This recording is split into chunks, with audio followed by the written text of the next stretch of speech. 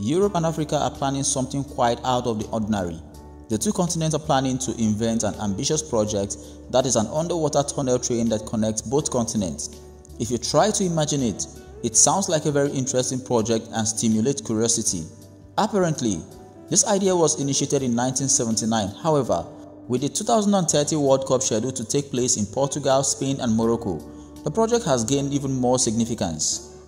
If eventually implemented, this initiative will be one of the world's greatest unique and innovative projects. Two continents joined together by an underwater train sounds like something to look forward to. With the help of this enormous infrastructure project, there will be a direct rail connection between Spain and Morocco beneath the Mediterranean Sea. However, despite how excellent this sounds, experts believe it is impossible. This project idea is not new. It has been in the conversation box for decades. However, because of some technological advancement, the automotive industry believes that the idea can now be implemented. Building a tunnel under the Mediterranean Sea will permit passengers to easily travel between two continents, which will open doors for the tourism industry and boost the economies of both continents. Envision being able to travel effectively and sustainably between Europe and Africa in less than 6 hours by rail, starting from Spain and ending in Morocco. Sounds crazy, right? Well, in its craziness, there will be a groundbreaking invention. A report recently mentioned that with the rail tunnel, traveling from Spain to Morocco will be more efficient. One could board a train in Madrid and reach Casablanca in about 5.5 hours. While flights between the two cities takes roughly 2 hours, traveling between them by automobile and boat currently takes more than 12 hours. If this mega project comes to life, it will have a 360-degree shift in how we perceive travel and transport. It will also offer a greener substitute for shipping and air travel. The high-speed rail connection might be a vital first step towards encouraging more environmentally friendly forms of transport. One question to answer is, can it be implemented? At this point, there is no direct answer as to whether this concept is visible. Obviously, building a tunnel like that is immense and requires a lot, from government support, resources, skilled labor and investment. First of all, the Mediterranean Sea is a major geographical barrier. The Strait of Gibraltar is just about 14 kilometers or 9 miles wide at its narrowest point, but the depth of the ocean and the moving tectonic plates makes it one of the most difficult. The pressure from the water can also hinder the success of this project. There is no guarantee that what happened at the Red Sea will not possibly transpire at the Mediterranean Sea.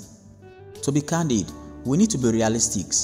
Experts have voiced worries about the seabed stability and the possibility of earthquakes, which might make tunnel construction and maintenance dangerous. However, the magnitude of the engineering needed is overwhelming.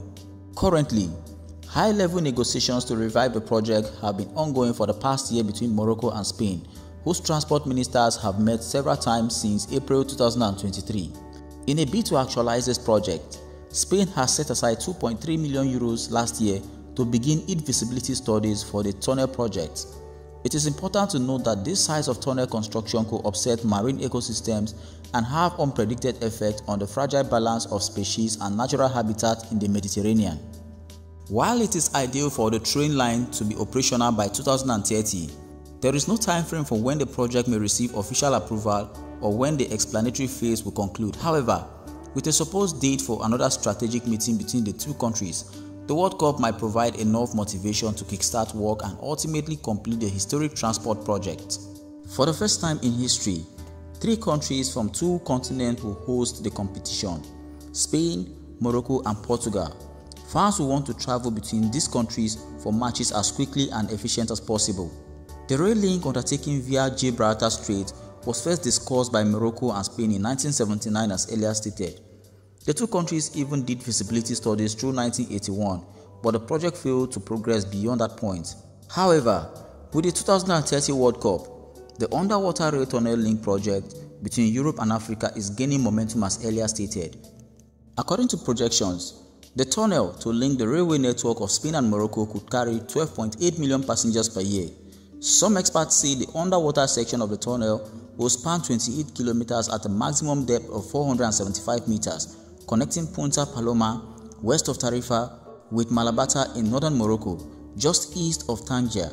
The cost of the construction of the 2 tunnels plus a third service tunnel is estimated at 8 billion euros. The project also will be an important trade crossing, with the potential to transport 13 million tons of cargo between Africa and Europe. The project will also reduce travel times between Madrid and Casablanca to just 5.5 hours. Sources say that the funds for the construction of this project will be allocated from Spain's share of the European Union's Recovery, Transformation and Resilience Plan. And as earlier stated, the idea, which has been discussed in the industry circles since the 1970s, is to connect Spain and Morocco, or Africa and Europe at large, via an underwater rail tunnel. The project was formalized in the 1980s but suffered many setbacks and was officially dropped in 2009 in the wake of the global financial crash. Strong signals from government on both sides of the Gibraltar Strait in 2023 have reignited the discussions.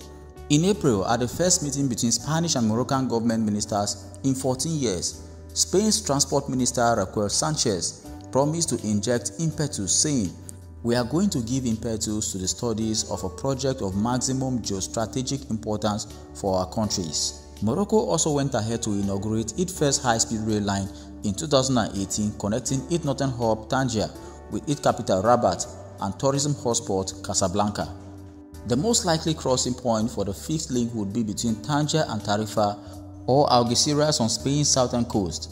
Algeciras is already served by a high-speed capable line to Malaga and then connected to the national rail line network.